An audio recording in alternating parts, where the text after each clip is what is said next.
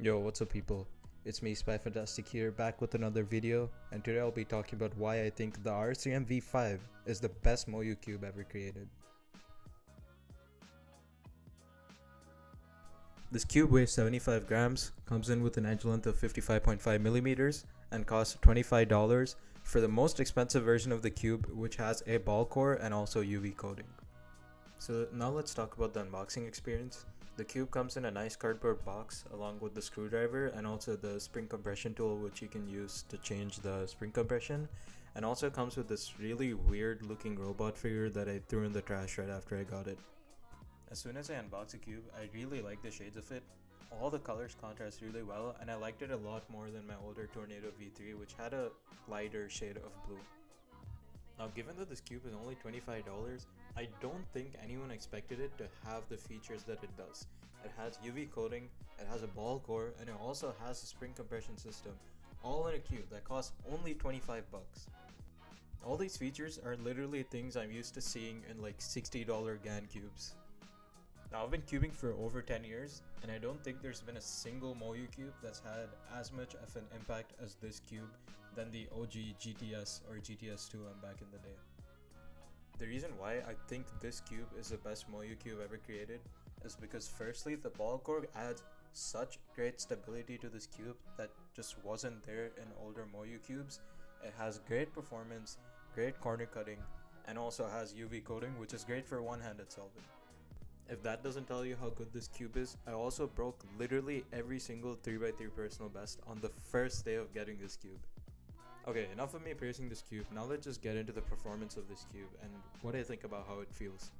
Out of the box, this cube had terrible corner cutting and was also really fast, but this was very easy to fix after loosening each side by a half turn and setting the spring compression to the second click. After these changes, this cube literally has the best corner cutting I've ever seen in any cube, and it can cut from anywhere extremely effortlessly. Here are some example cuts.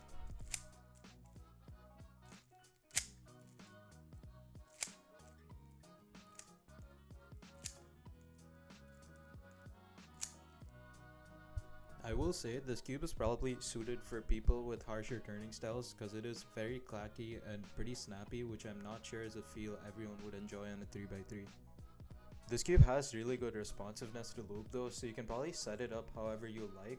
I think this is partially due to the mechanism, which has like a honeycomb pattern similar to GAN cubes. Now here's a sound test of the cube to see if you might like it.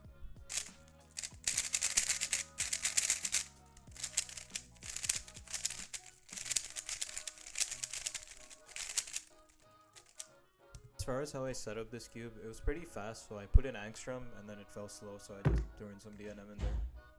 Now what I really like about this cube is that it is very suitable for both one-handed and two-handed solving with the same setup. I have the same setup, but I use it for both one and two-handed. And I've never felt a cube that's as easy to turn one-handed as the RS3M V5. There are cubes that feel lighter in the hand, but this cube also has really light turns, which I enjoy a lot. And I'm not a great one-handed solver, but there are already several world-class solvers using this, like Patrick Ponce, Juliet Sebastian, Luke Garrett, and there are probably more people using it honestly.